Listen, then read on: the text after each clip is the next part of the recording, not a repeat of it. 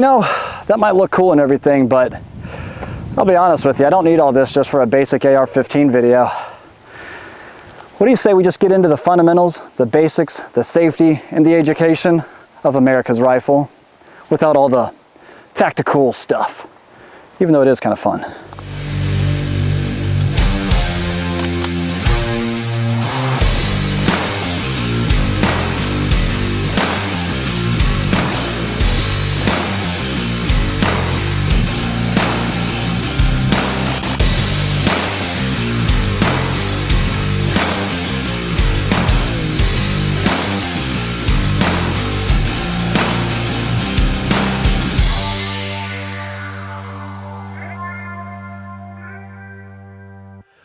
Welcome everybody, my name is Clint and I'm happy that you are here with me today to talk about, well, America's rifle, the AR-15, and get back to some of the basics. For some of us more experienced shooters, maybe watching videos like this or taking an introduction course is great to get that refresher on the fundamentals and safety and maybe break some bad habits that have been developed over time. If you're brand new to the AR-15 or the AR platform or just shooting in general and you just kind of want to get a grasp of things, welcome, thanks for being here. Before we go any further though, I do want to give a big shout out to my friends over at Firearms here in New Hampshire, because quite frankly, without them, without the members that are currently signed up on the channel, without all of you liking, commenting, sharing, and subscribing and showing YouTube that we want firearms content on their platform, this quite simply wouldn't be possible. So thank you all. Now let's go ahead and talk about the AR-15. Let's say you finally bought one for the first time and you just want to learn a little bit more about it. We can go ahead and hop right into that really quick. First of all, the rifle I've got on me today is a Rostic Arms RA15 Premium, and this guy is pretty sweet. I'm definitely a fan of it. It's a great out-of-the-box shooter, and I don't know if you can hear my chickens and ducks or not, but they're already saying hello, and we're going to be waking them up here in just a moment, even with a suppressor, but it's a great out-of-the-box rifle. It does have a 14.5-inch pinned and weld barrel with a Surefire War Comp, which is the muzzle device that allows me to quickly detach and put on the silencer, as you can see. This is the Surefire RC2, and I am going to be shooting suppressed today in today's video, mainly just because I want to be a considerate neighbor, okay? With that, you're going to notice too on this guy, I've got a full-length M-LOK rail. M-LOK is the type of attachment system that you see here that allows you to attach lights, grips, lasers, whatever else you think you might need, okay? You're gonna notice I do have a set of iron sights as well. Here's my front and rear. These are the Magpul M-Bus Pros. I really like that they have a really nice slim profile. They don't take up a lot of rail space. They're lightweight and they give me a really good precise picture. Big fan of that. The operating system that's found underneath the rail here and essentially is the heart of the rifle found in the upper receiver, which we'll go over the components here in just a moment. But the operating system, it's argued that it's a direct impingement system. Some people say, well, because the bolt rotates and actually actuates like a piston, it's piston operated. Simply, we can just say it's gas operated. What does that mean? Well, found in the upper receiver of the firearm, which is, well, the upper portion of the gun that you see right here, well, is the bolt carrier. You're also going to find your barrel. You're also going to find your gas block, which is attached to the barrel underneath the rail right here, which is also attached to a thin piece of metal, a gas tube that runs the length from right back here into the actual bolt carrier. And I doubt we're going to be able to see that really well in there, but you might be able to see a little stainless steel tube right at the top of the upper receiver. So when I say something like gas operated, what's ultimately happening when you pull the trigger and that projectile is being sent down range, the sequence of events goes like this. You pull the trigger, the hammer that's found in the lower receiver will strike a firing pin that's withheld in the bolt carrier. Once that firing pin makes contact with the primer on the back of a case, I'll show you exactly what that looks like really quick here with this PMC 556. This is a factory sealed case. Notice the red dye going along the primer, that small inner circle. That little primer sets off a small explosion that ignites the powder withheld in the case itself. that pressure is built up, and that's what sends that projectile at almost over 3,000 feet per second downrange. Now those gases and pressures that are ultimately pushing that projectile downrange are going to be traveling down the barrel and right past the gas block. There's a small little hole drilled in the barrel that allows some of these escaping gases to go captured through the gas block, and this is what's called a carbine length system. There's a rifle length system, carbine length, mid length, and there's arguments for all of those, which we can get into at a later time. This is just a basic overview of the AR rifle. Anyway, those gases are pushing that projectile down. They're going to get caught in that small hole that's in the barrel that's drilled right through into the gas block and down the gas tube. Now those gases that are pushing the projectile out are actually coming back up through the gas tube and then interacting with the bolt carrier, which sends it rearward, and it ejects that spent round. You might notice right here, there's a little piece of metal called an extractor that grips onto that casing that I showed you earlier. Now that spent casing is going to come flying out of this, which you'll see here in just a moment, and then it's going to pick up the next round in the magazine as it comes forward and chamber the next round. When that happens, you're ready to start that entire sequence of events all over again. Now in the lower receiver, we've already talked about the trigger. The Rostic Arms RA15 Premium does come with a Geisley 2-stage trigger, which we'll talk about different stages and all that type of fun stuff a little later, maybe in a different series, or I won't say different series, but a different episode of this series, which is an introduction to the AR-15 and different shooting styles and all that type of fun stuff, and drills, because drills are fun. Now with that, like I said, you'll find the trigger in the lower receiver. You'll also find your safety, which just does have a Radian ambidextrous safety selector. You'll also find your bolt catch, bolt release, and your magazine release. There are some ARs out there that offer what's called ambidextrous controls, which are great also, but there's arguments to be made for and against those as added price, another point of failure, so on and so forth. Again, later episode. You'll also find the lower receiver holds the grip, and a very important part of the functionality of the AR rifle is the buffer system right back here. There's actually a piece of metal that sits back here that interfaces with that bolt carrier that I mentioned before, and a spring. So whenever this comes back and that cycles and then it shoots forward, that spring is shooting it forward, chambering that next round, all right? Now, this might seem like a lot of information all at once, and you're probably also wondering, Clint, every time you chamber or you're showing off the functionality of this gun, the charging handle is moving. This is a Radian Raptor charging handle also, which is really ergonomic and nice. But no, this stays put until you actually need to use it. So every time I pull the trigger, this isn't coming back and smacking me in the nose or the face, all right? So don't worry about that. Now, I've got this rifle kind of built out very simple. I've got pretty much things that I would want outside of maybe a weapon mounted light, but my Tech 10 sling with the QD attachments for my B5 stock back here, and a Magpul QD attachment for the Picatinny rail up top, and of course an optic. And the optic I went with was something a little bit more budget friendly. I just decided I wanted a pretty simple rifle for this. This is the Swamp Fox Raider. It's what's called a prism optic. What that means is there's an etched reticle that isn't necessarily battery operated.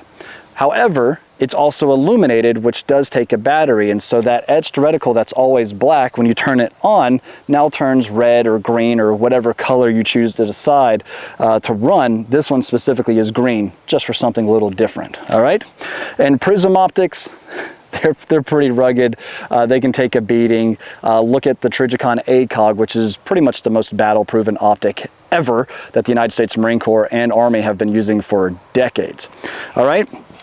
Other than that, sling, optics, iron sights, silencer, there's not much more happening here.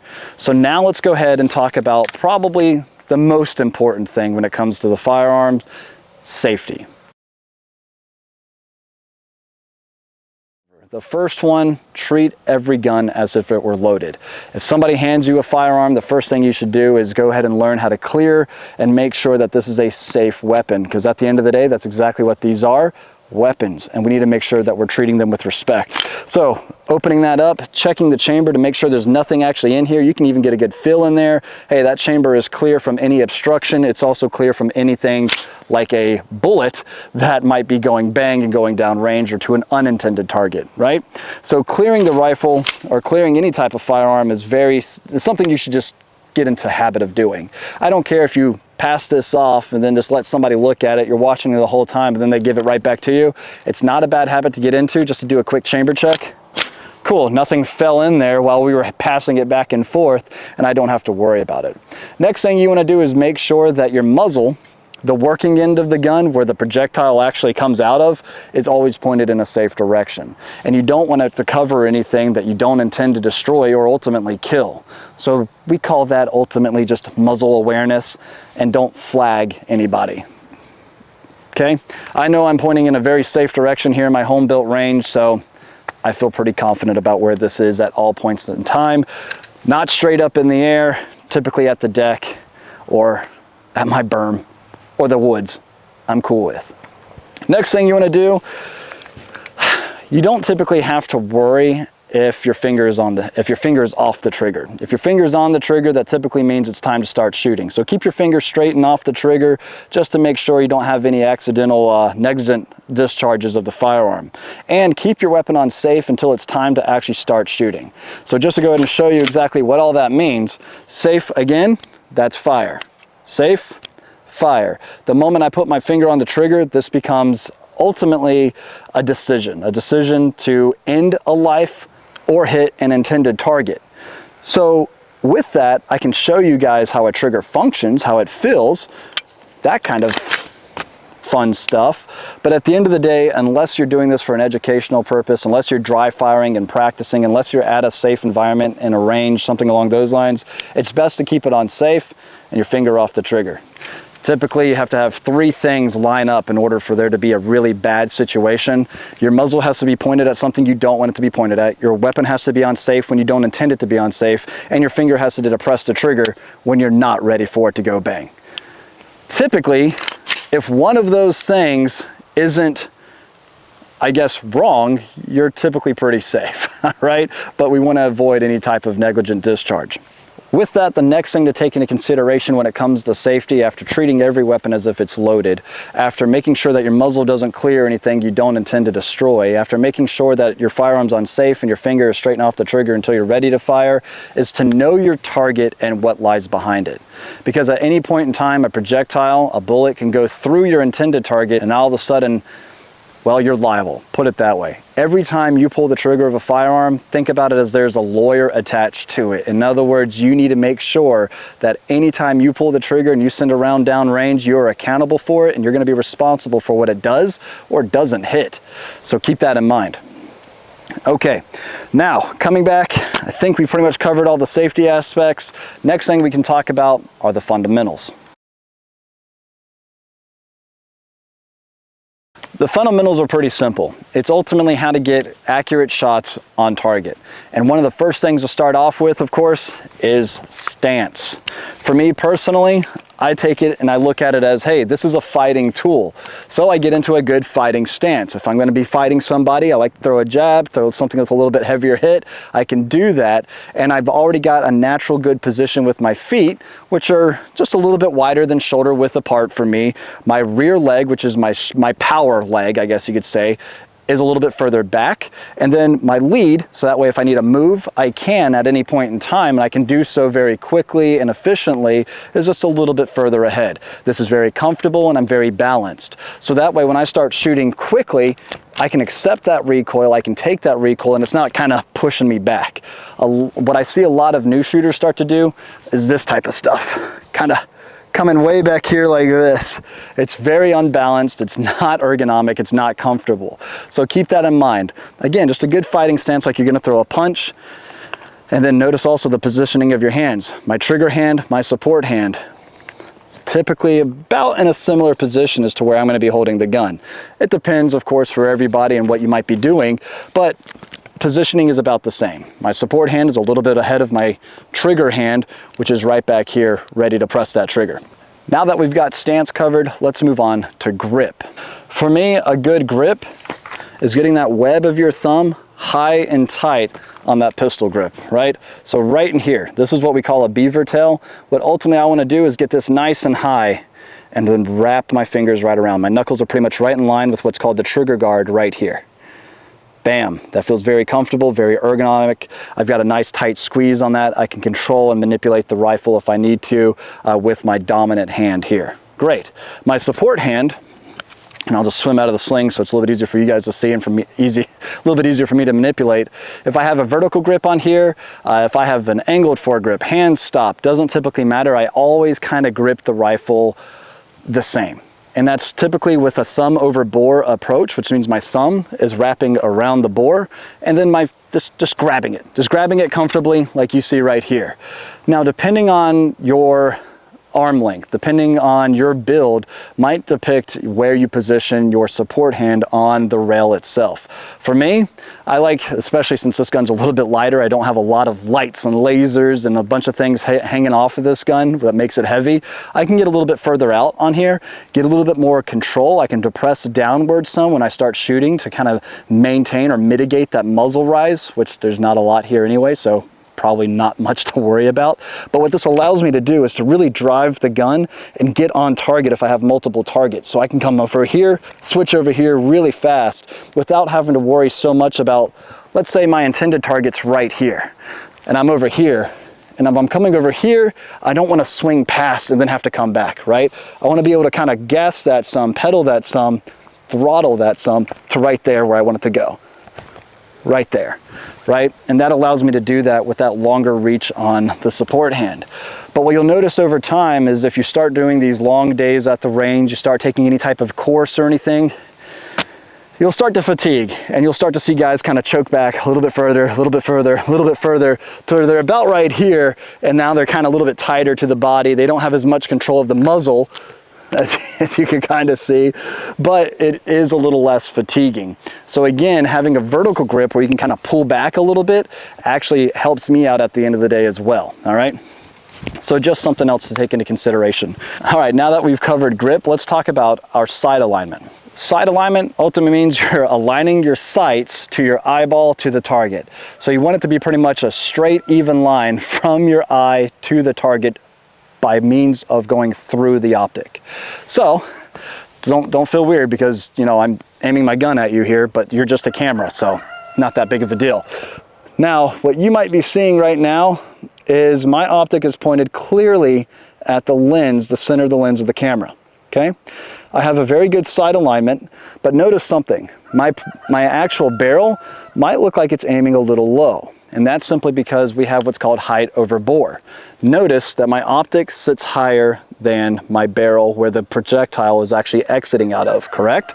So if you're at a closer range, you want to keep that in mind because your optic might be zeroed for something a little bit further out. Zeroing means ultimately your optic is set up to shoot accurately at known distance, whatever that might be. Let's just say in this case, a 50-yard zero. If I'm shooting at my target, which is approximately 15 yards away, that ultimately means I'm going to be shooting pretty low, and therefore I should take that into consideration and perhaps aim a little bit higher. The projectile and the optic, my line of sight, are going to meet at 50 yards. Anything in between that time and now, I need to aim a little bit higher to make sure I'm making that accurate point of impact that I want, okay? I hope that makes sense, and I can get into a little bit more detail on another episode all about zeroing your optic, whether that be a red dot, holographic, prism, magnified, non-magnified, all sorts of fun stuff. So let me know down in the comments if you'd like a little bit more detail about zeroing and also preferred zeros as well. Great. So again, sight alignment doesn't matter if you're utilizing iron sights or not. It's all pretty much the same. You want to make sure that your eye and your sights are in line with the target comfortably, because the next thing I want to talk about is a cheek weld to get a very comfortable sight alignment. What that means, my cheek is going to get firmly placed right here on the stock, but I don't want to bring my face to the gun. I want to bring my gun to my face. So notice also the positioning of the stock. I'm not way out here, right? That's not comfortable for me. If I'm out here like this, I have to do this type of number and that's not cool. That'll cause neck fatigue, and that'll ultimately cause you not to get quick, accurate shots on target. Me, I like to have the stock of the rifle a little bit more centered to my chest, pretty much over my breast, and that makes things a little bit easier for me to get into a nice position with my head and making sure I get a nice, comfortable sight alignment. So again, I'm more here, and I'm bringing the gun up to my head. Other than me kind of like scrunching up a little bit, getting nice and tight, I'm here. My head, if it moves at all, I think it moves probably a little bit. You guys can tell better than I can. But if I'm here, even from a high ready, I'm here. And that's comfortable for me, and I can shoot pretty much like that all day. If I'm coming in from a low ready, I'm up. Here, up. And I can clearly see my reticle. I'm avoiding what's called scope shadow, which means if your eye is not completely centered or within that what's called eye box away from especially a magnified optic, what that ultimately means is you will get what's called scope shadow, where you don't have a clear picture going around the reticle and a clear target downrange. You'll see what looks legitimately like shadow coming in at either angle or either position around your actual scope, and that's not good. You don't want that. That can throw your shot. Okay, and now that we've covered sight alignment, we can kind of roll right into sight picture. And sight picture can differentiate from shooting a pistol to iron sights, red dot. Again, all of these different things matter. Adjustments for parallax and all that, which again, we can talk about in a later episode. But sight picture at the end of the day ultimately means you have, in this case, a clear target with a clear reticle over the target. So if my target is here, I want my reticle aimed right there at it. And I want either one of those not in focus or anything like that. I don't want my reticle to be over here, over here, over here. I want it to be right there. Easy enough. Iron sights, let's say like on a pistol, on my probably my favorite pistol to date, my Bull Armory that you see right here, TAC. What I want to make sure is my iron sights, if I'm utilizing my iron sights and not my red dot, that they're both in line. See if I can show this as best as possible here. You'll notice I've got a notch here with the rear sight. Front sight here, green fiber optic shows up nice and bright. What I want ultimately is for that iron sight to drop and sit right in this notch, but I want to focus on the front sight and put that over my target. All right. Again, we can talk about that at a later point in time, but I just kind of wanted you guys to understand if you're shooting a pistol versus a rifle, these things will be a little bit different. If I'm utilizing my iron sights instead of my optic on my rifle, very similar concept. Understood? Great. Now let's talk about breathing. Breathing, to me, this is therapeutic. So focusing on my breath, nothing else around me matters. I want to be aware of everything else that's going around me because I am handling a firearm at the end of the day. But in my zone here, when I'm focusing on my target, I want to make sure I'm focusing on my breathing. I don't want to be super high energized. Even if I'm in the middle of a course, I'm sprinting, I'm lifting weights and then shooting, whatever the type of trial might be, focusing on that breath, slowing down your heart rate to the best of your ability so that way you can get a nice, focused, and accurate shot off is very, very important. So one thing you'll notice I do is and it kind of becomes second nature, which is kind of fun, honestly, because as you start to shoot a little bit more, you start to practice, dry fire helps as well. You'll notice that as I start to shoot, I kind of slow down my breath, even when I'm shooting fast, like pop, pop, pop, pop, pop, pop. I notice I'm not stopping to breathe. I'm just slowing down my exhale.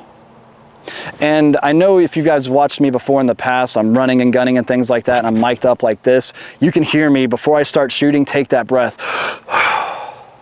Pow, pow, pow, pow, right? And that's just to make sure I get those shots on target. And it takes less than a second, honestly. It might sound like it takes forever, especially if you're on a two-way range and you got rounds coming back at you.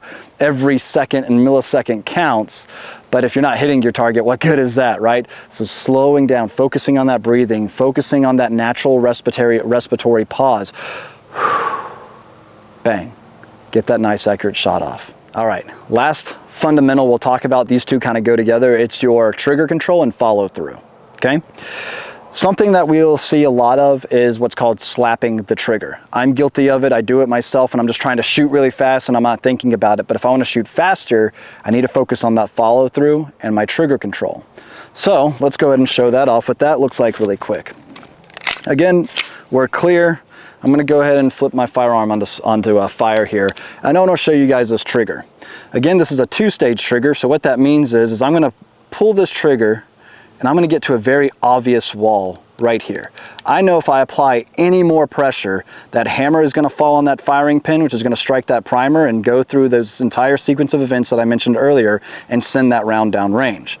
All right, so first stage, nice and light. Second stage, there's that wall, drops. Now, this is a very important part. What you don't wanna do is get so excited that you immediately just let go of the trigger, because that's what I see a lot of new shooters do. This is the follow-through part. Trigger control is ultimately making sure that you're doing a nice, steady press of a trigger, and it drops. The follow-through is, after the gun goes bang, after it cycles and chambers the next round, releasing that trigger slowly until you hear that audible reset and not letting go of the trigger. What I don't want to see is this: bang, slap, bang, slap. That is no good. Every little thing you do, every heartbeat, every breath you make, I'll be watching you, every little thing you do will ultimately dictate where your point of impact is for that projectile. And if you're sitting there slapping the trigger, think about every little movement, every little tiny movement you have that ultimately gets thrown into your rifle will cause the slightest movement of the muzzle, which 100 yards down range could be inches, could even be yards if you're not careful, especially at greater distances. So taking everything in stride, slowing down, finding that, again, this is my therapy. This is where I come here. I can focus on this. All the drama and stress or whatever else that's going on in life, it goes away. Because why? Because I'm focused right here in this moment to make sure that I complete the drill and I get accurate shots off. All right? Great. Which is something I want to stress one more time before we start sending rounds down range. We've talked about the safety, we've talked about the operation, we've talked about the fundamentals.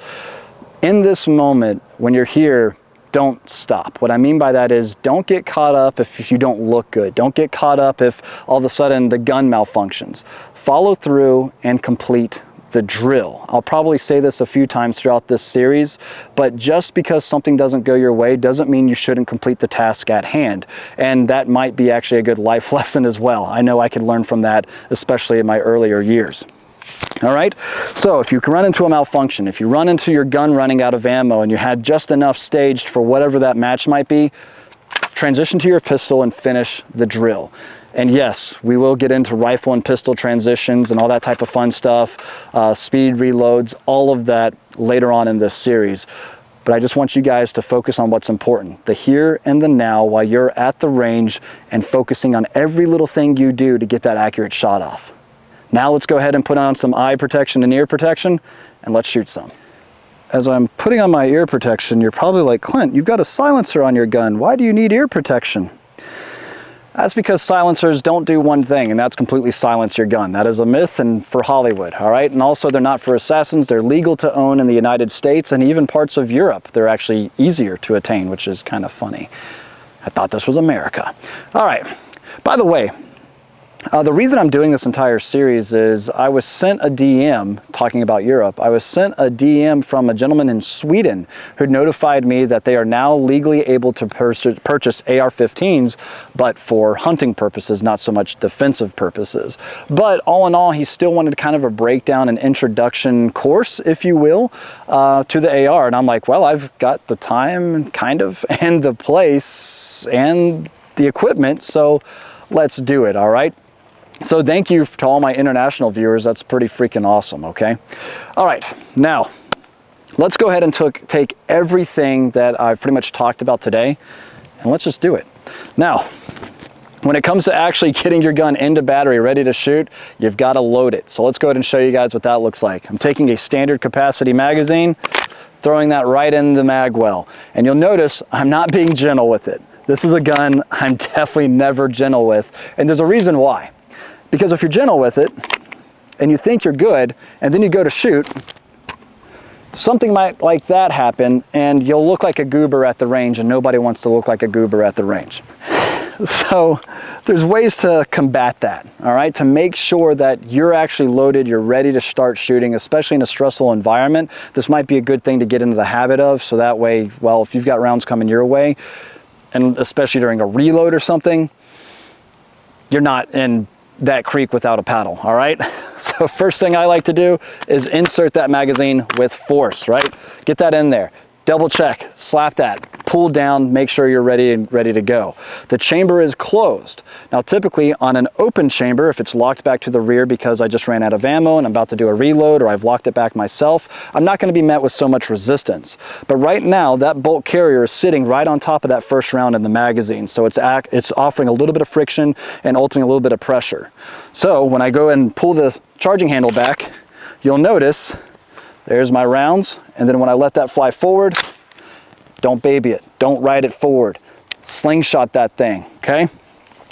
Now what you'll notice is when I take a look down into the chamber, I'll pull the charging handle back. That extractor that I mentioned earlier has a nice firm grab on that casing. I know I'm ready to rock and roll. Just for fun, I can press the forward assist if you have one, make sure it's ready to rock and roll. Now guys, I'm ready to go ahead and take that first shot. So let's see where we're hitting here with my Swamp Fox Raider on my Rostic Arms RA15. Again, I'm getting into that stance. Back up for you guys some. I'm getting into that stance. I'm gonna go ahead, get that nice cheek weld, get that side alignment, and let's see where we're shooting.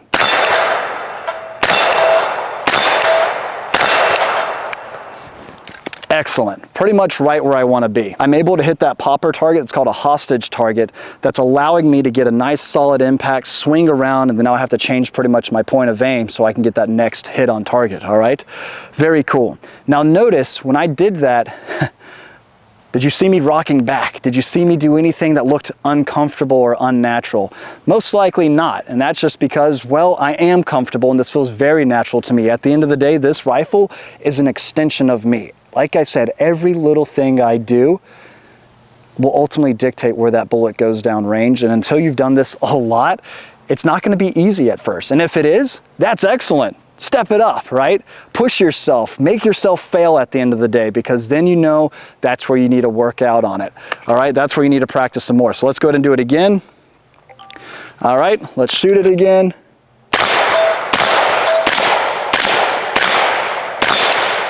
Oh, see, look at that.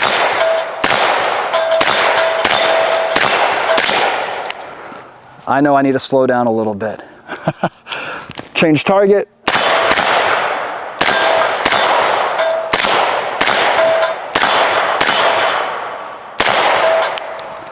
Excellent. That feels good, pretty much right what I want. Now today I'm staying stationary. I'm not doing any types of transitions. All I've transitioned to is from one target to another. And again, you're gonna see misses. I'm not gonna hide them from you, right? And that's okay.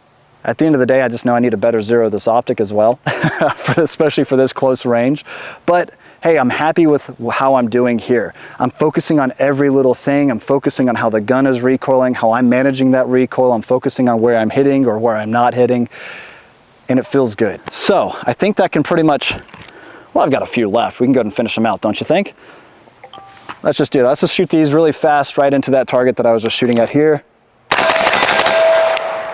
Great.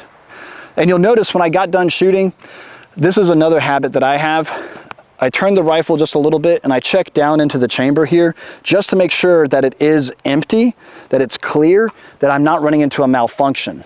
And yes, we will definitely be doing some malfunction clearing as well in this series, which I'm pretty excited for because that stuff's fun. All right, so there you have it.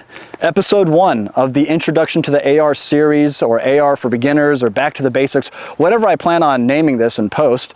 There you have it, all right? So let me know down in the comments, was this helpful to you? Is there something more that you'd like for me to elaborate on? What are some of the episodes you might be looking forward to? Because like I said, we'll be getting into different shooting positions, shooting styles. We're gonna be going from, well, pistol to rifle. We're going to be doing, I think I might even do a pistol series and a shotgun series as well, because I love all of these things. They're so much fun. All right. And yeah, big shout out to the targets as well, for taking all the hits. Shooting Targets USA. For those of you that might be wondering, gear in today's video, Ray-Ban Meta glasses, so you can see what I'm seeing pretty much, except it's recording from here, not from here, so, and I'm right eye, so, you know, whatever. I am using the Walker Silencer Bluetooth Ear Pro, AWS Gear belt. This is the SMOO belt, which is awesome. High Speed Gear Industries taco pouches. I've already talked about pretty much everything on the rifle itself. You'll also notice that for my pistol and all that stuff, it's a Safariland leg shroud with an Alpha Omega Kydex holster for my Bull Armory tack. You guys will be seeing that very, very soon as well. I think you guys are gonna like that. Trauma pack med kit in the back because, well, you should just be prepared for, you know, not only should you know how to make holes, you should know how to plug holes, okay? So that's probably actually more important, honestly. Okay, I think I'm done there, guys. Appreciate you all again for stopping by. We'll see you on the next episode. Thank you again to all my friends at Monadnock Firearms and everybody else helping out the channel. God bless you guys, and we'll see you next time right here on the Clint Morgan YouTube channel. Welcome back, well, I don't want to say welcome back in case this is the first time.